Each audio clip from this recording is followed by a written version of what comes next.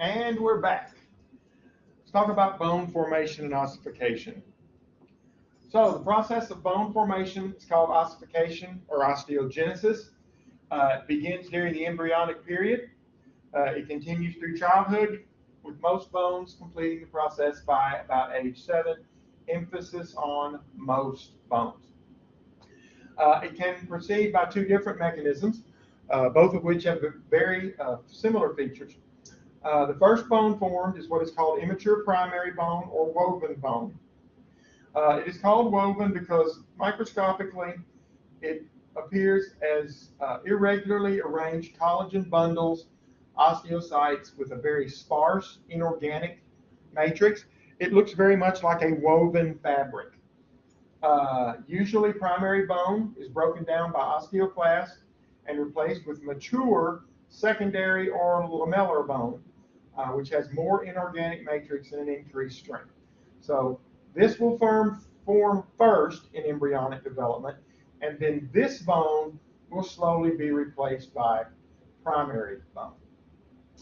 The ossification process, bones are formed by intramembranous ossification, which means within the membrane. They're built on the model of the starting material made from the membrane of embryonic connective tissue. Bones are then later formed by endochondral ossification, which is built on the model of hyaline. So we start with hyaline cartilage, and then that cartilage, again, during embryological development, is going to be converted to bone. So in the intramembranous ossification, forms many of the flat bones, such as the skull and clavicles, shoulder, collarbones, during fetal development. The primary bone will be formed with what is called the mesenchymal membrane. We will talk about the mesenchyme a little bit later. Sorry about that. Composed of embryonic connective tissue, has a very rich blood supply, and is populated with mesenchymal cells. Remember, flat bones have two outer layers of compact bone with an inner layer of spongy bone. And that middle layer of spongy bone ossifies before the outer compact bone. Once the outer compact bone begins, that is the beginning of primary ossification. It happens at what is called the primary ossification center. Mesenchymal cells will differentiate into osteogenical cells or osteoblasts at the primary ossification site, and we're going to see a picture here in just a moment of a fetal skull. The fetal skull shows these ossification centers better than any other part of the human organism. Excuse me. The osteoblast will then secrete an organic matrix, those calcium salts and other inorganic components that will be deposited in the trabeculae over the next few days, and that is called calcification. This process of calcification hardens the primary bone. The process actually traps these osteoblasts in the lacunae, where they will then differentiate into osteocytes. So here is the fetal skeleton. This is the frontal bone, and there's an ossification center right there. This is what will happen first. The osteoblasts will begin to form from the mesenchymal cells. More and more osteoblasts will form. Eventually, these osteoblasts will start to form a ring, as you see they've done here.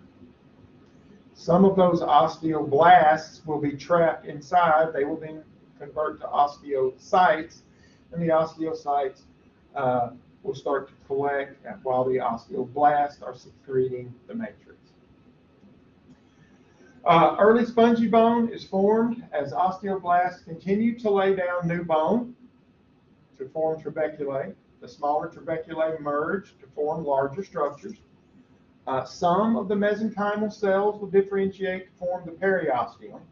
Some of the vascular tissue in the early spongy bone will become bone marrow. Spongy bone deep to the periosteum becomes heavily calcified, and the structure is rearranged to form an immature compact bone. So again, here's my osteocyte starting to form. There's my osteocytes here, the bony matrix. That's going to be your blood vessel, so that's more than likely going to ultimately wind up being a central canal. Here's my osteocytes and lacunae in the early spongy bone, the early compact bone on the very outside, and we have the periosteum, which is found on the outside of the bone. Intramembranous ossification continued. We got the larger bones have more than one primary ossification center, which leads to pieces of bone that must fuse to form to one another over time. An example of early incomplete ossification is the fontanelles or soft spots in the skulls of newborn babies. Everybody, well, not everybody, but lots of us have been around little babies, and we know that they have a little soft spot in the top of their head. I'm touching it. But there's also fontanelles here and here, and there's a fontanelle back there as well. But the one here at the top is by far the most prominent. Again, here's that growth center. We're going to start with the mesenchymal cells differentiating into osteogenic cells, then into osteoblasts. Some of the osteoblasts will get trapped and form osteocytes. Here the osteocytes are now being trapped in the lacunae, early lacunae from the osteoblasts that are depositing their materials, and then we get the osteoblasts secreting the matrix.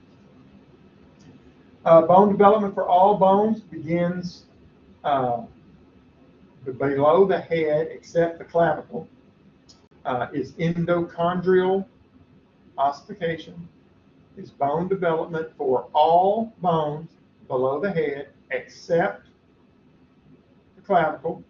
The clavicle is the bones that we commonly refer to as our collarbones. This process begins in the fetal stage of development for most bones. Some bones, such as the wrist and ankle, ossify much later. Again, many bones are completely ossified by age 7. That's again one of those trivia questions you can ask your friends. Do newborn babies have a kneecap? Why do newborn babies have a dimple on their knee? Especially if they're a little pudgy little baby. They have a dimple on their knee because they don't have a kneecap yet. The kneecap hasn't formed. Endochondral ossification occurs within the model of hyaline cartilage. In other words, it starts as hyaline cartilage. The hyaline cartilage serves as a scaffold for the developing bone. The hyaline cartilage gives us the chondrocytes, the collagen, and the extracellular matrix, all surrounded by connective tissue membrane, the perichondrium, and the immature cartilage cells, the chondrioblasts. Beginning at the primary ossification center, primary bone will first be synthesized. It will then be replaced by secondary bone, just like in the previous type of ossification. Long bones have secondary ossification centers in the epiphyses, and they ossify by a similar pattern. The chondroplasts in the blood vessel-filled perichondrium differentiate first into osteogenic cells, into osteoblasts, which then form the periosteum. The bone will begin to form where the osteoblasts have built a bone collar on the external of the surface of the bone. And at some time, internal cartilage begins to calcify. Chondrocytes die as the connective blood vessel is severed, leaving calcified cartilage and tiny cavities. So as the bone tissue increases, the hyaline cartilage will begin to die away. And this is again, artist rendering. This is a very early bone. This is an early long bone. This is all hyaline cartilage. The blue is all hyaline cartilage. Therefore, you see the chondrocytes.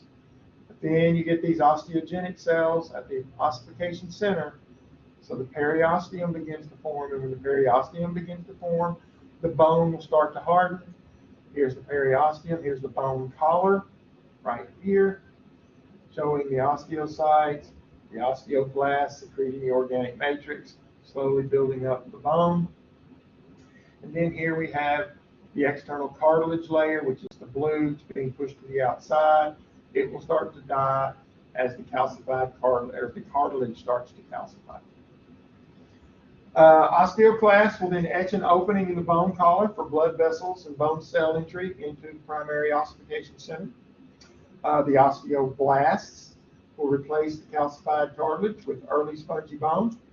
Others continue enlarging the bone column. Cavities enlarge and combine, and medullary cavity develops, and secondary ossification centers develop in the epiphyses, with bone ends. The remaining ossified cartilage will be replaced by bone. The medullary cavity will be enlarged by the osteoclasts, again eating away at the bone that's been formed. That area will then fill with bone marrow. Again, this is going to be the yellow marrow. And the epiphyses finish ossifying. So here's the continuing process. You see we've etched the hole for the opening for the blood vessels so everything can get nourished.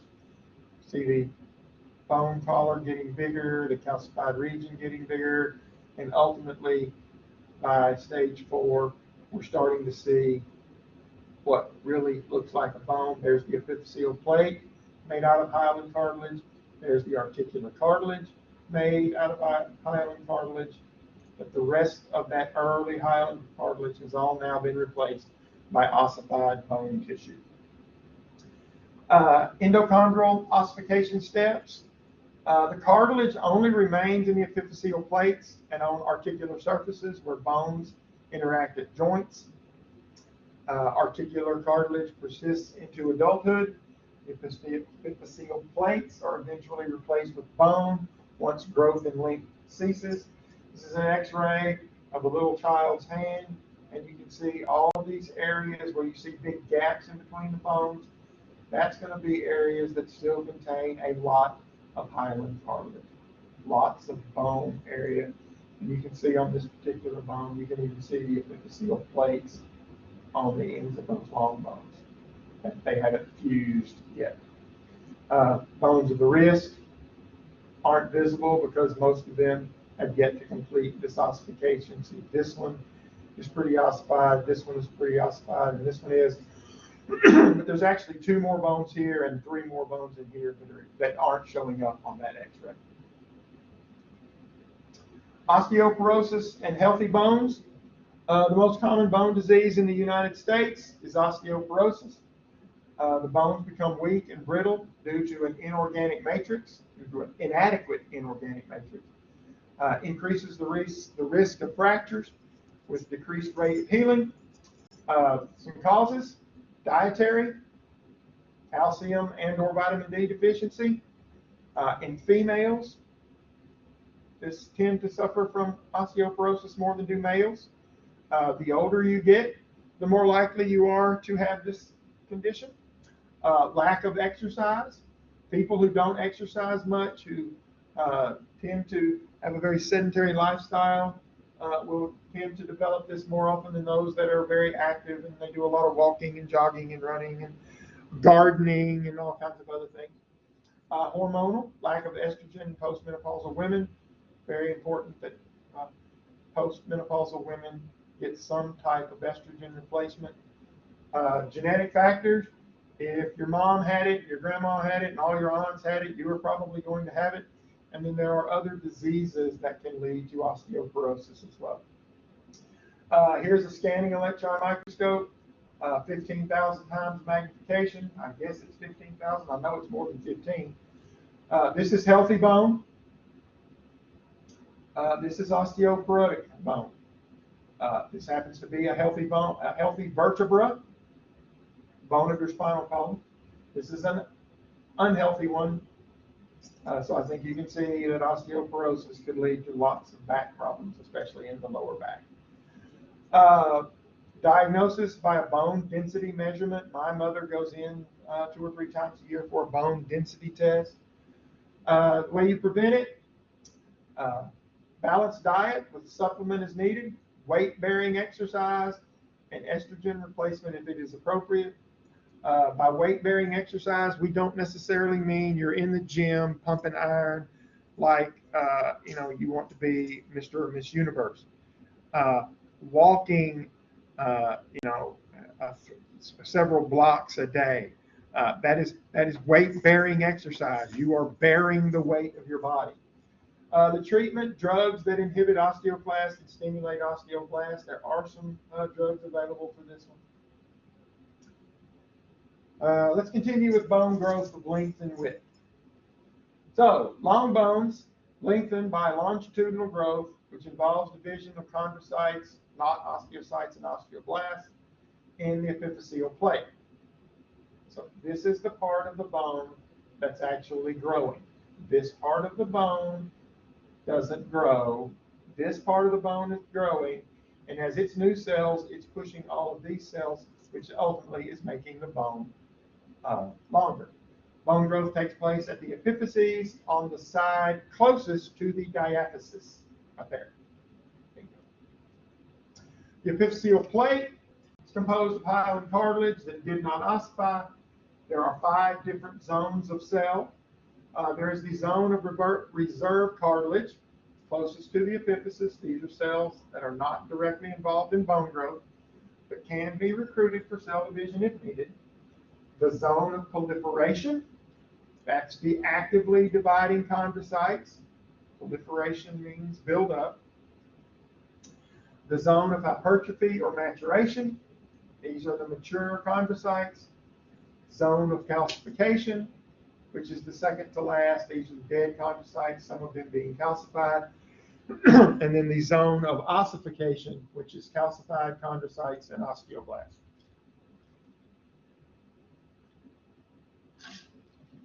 And there is a cross section of a typical long bone, and that looks like that is an actual photomicrograph of and that says light microscopy, 110 times magnification. Here's the zone of reserve. Here's the zone of proliferation. Here's the zone of hypertrophy. Here's the zone of calcification and the zone of ossification. This is the area that's ultimately going to be the new bone tissue. Each zone of the epiphyseal plate, except the zone of reserve cartilage, is actively involved in longitudinal growth. Chondrocytes divide in the zone of proliferation, forcing the cells ahead of them into the next zone. The chondrocytes that reach the zone of hypertrophy and maturation enlarge and stop dividing, and the lacunae tend to be larger. If we look at that, you can see those lacunae there are quite large compared to these, The chondrocytes that reach the zone of calcification die because they're simply too far away from the blood supply to receive nutrients. And after they die, the matrix will begin to calcify. The calcified cartilage will be replaced with bone in the zone of ossification. In this area, the osteoblasts will invade calcified cartilage and lay down bone on top of it. Eventually, the calcified cartilage and primary bone are resorbed by osteoclasts and completely replaced with mature bone. Longitudinal growth will continue at the epiphyseal plate as long as mitosis continues in the zone of proliferation. The mitotic rate slows around ages 12 to 15, while ossification continues. The epiphyseal plates shrink as the zone of proliferation is overtaken by the zone of calcification and ossification. Between ages 18 and 21, the zone of proliferation is completely ossified. Longitudinal growth stops and the epiphyseal plate is closed. Once it is closed, the epiphyseal plate is then referred to as an epiphyseal line. And there you're going to see there's the zone of proliferation, hypertrophy, calcification, ossification, and then the newly formed bone. Growth in width. Bones grow not only in length but also in width, called appositional growth. Osteoblasts in between the periosteum and the bone surface lay down new bone. Oppositional growth does not result in immediate formation of osteons. Instead, new circumferential lamellae are formed. You remember circumferential lamellae from my previous lecture. As new lamellae are added, older, deeper circumferential lamellae are removed or restructured into osteons. Bone growth in width may continue after bone growth in length ceases, depending on factors such as hormones, forces to which the bone are subjected and die. Achondroplasia is the most common form of dwarfism. This is a gene defect inherited from the parent or caused by a new mutation. This is the most often caused inherited from a parent. The defective gene produces an abnormal growth factor receptor on the cartilage, interferes with hyaline cartilage model used in enchondral ossification. Also, the articular and epiphyseal cartilages. Bones form, however, they grow abnormally.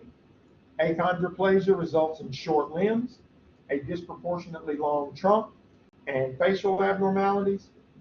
Long-term problems for these people are joint disorders, respiratory difficulty, and spinal cord compression. All of these can be managed with medications. People with achondroplasia, for the most part, live long, happy, healthy lives.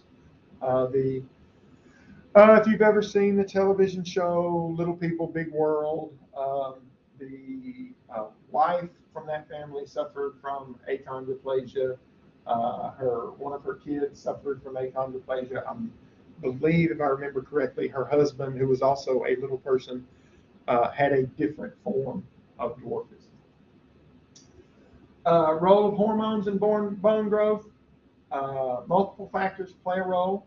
One of the main factors affecting bone growth is a group of chemicals called hormones.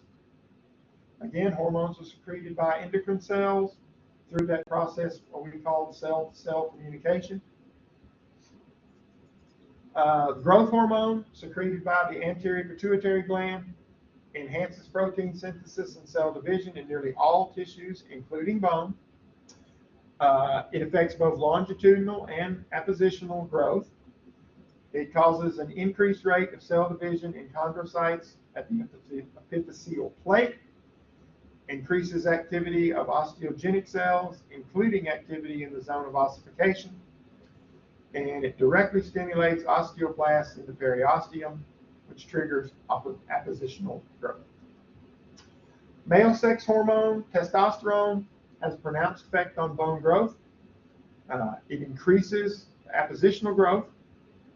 Therefore, the bones in males become thicker with more calcium salt deposits in females. Testosterone increases the rate of mitosis in the epiphyseal plate, which leads to those characteristic so-called growth spurts that some teenagers will see. For instance, I left school after my 11th grade year. When school was out in May of my 11th grade year, I was 5'7" tall. When school started back again in August of the same year, which would have been 1979, I was 5'11". I grew 4 inches over the summer. And these growth spurts, testosterone also accelerates closure of the epiphyseal plates. That's why you may have heard that we will see a lot as we move forward and talk about growth and development, that boys do this by this age and girls do it by this age, and almost always the boy physically matures quicker than girls. Emotionally, girls, as we all know, mature much faster than boys. And just as an aside, the reason I know I grew 4 inches is because I was in the marching band and I tried out to be the drum major. And I was the drum major my senior year of high school. And before we left in May, I was fitted for my drum major uniform. And when I showed back up in August, the pants that that the lady had, done my inside leg, my outside leg, my waist, everything, the pants hit me about the middle of my shin. And she had to hurriedly build me. As a matter of fact, for the first football game, I just had to wear a pair of black slacks because my uniform pants weren't ready because I had growth spurt. My band director was real mad at me for growing 4 inches over the summer. The female sex hormone estrogen also plays a role in bone growth. It increases the rate of longitudinal bone growth, but it inhibits osteoclast activity. So when estrogen levels spike in the teen years, an accompanying growth spurt often occurs in females. Lots of girls will grow between their 12th and 13th year, maybe grow 2, 3, 4 inches. Accelerates the closure of the epiphyseal plate at a much faster rate than testosterone, which leads to average height differences between the genders, ergo the girls. Boys, for whatever reason, are able to grow taller for a longer period of time, which is why boys tend to be taller than girls, simply because that growth plate is open for longer. Excess growth hormone produces two conditions, depending on when it develops, both generally caused by a tumor that secretes the hormone, can be treated by tumor removal. Childhood gigantism, the epiphyseal growth plates have yet to close. Individuals get very tall due to excessive longitudinal and appositional bone growth. Another acromegalia is epiphyseal growth plates are closed. There's no increase in height, but there is enlargement of the bone, the cartilage, and the soft tissues. Folks who suffer from this acromegalia have very characteristic skull, face, bone, hands, feet, and tongue issues. The most famous case of a person with acromegalia was the late wrestler Andre the Giant. If you've ever seen him, if you saw images of him early in his wrestling career, he was 7'4", but he was kind of slim, and he looked proportional as he got older, especially shown around his head. His head got much bigger. He got to where you could, because of the tongue abnormalities, you could barely understand him when he spoke because his tongue was just so big and it filled his mouth so much. He had hands and feet problems, and he also had some bones of his face had become distorted. You can Google images of Andre the Giant from early in his career, compare those to when he was in the movie with Billy Crystal, The Princess Bride, and you can see the difference. Excuse me, in his and that all of those things you see were the result of his acromegalia. Now, gigantism, there's also some associated health problems with that, but childhood gigantism usually is simply the result that someone's epiphyseal plates don't close, so they just continue to grow. Again, the most famous case of this was the tallest man in history. He was 8 foot, 11.1 inches tall. His name was Robert. Was it Robert? Forget his name. Anyway, type in 8 foot tall humans and you can find him. He lived back in the 1920s, but he grew his entire life up until he died. He died very early because his bones were growing at such a rate. They weren't he wasn't stable. He had to wear leg braces and all sorts of other things. And he actually got a sore from an improperly fitted leg brace that he was wearing so he could stand up, and that sore got infected. He got septic, and he actually died of a massive bacterial infection. But again, he grew for his entire life. He donated his body to science, as I recall. His skeleton is actually on display somewhere here in the United States. All right. We're going to pick up with bone modeling and repair on Monday. Everybody have a great weekend. I will see y'all Monday morning, 9 a.m.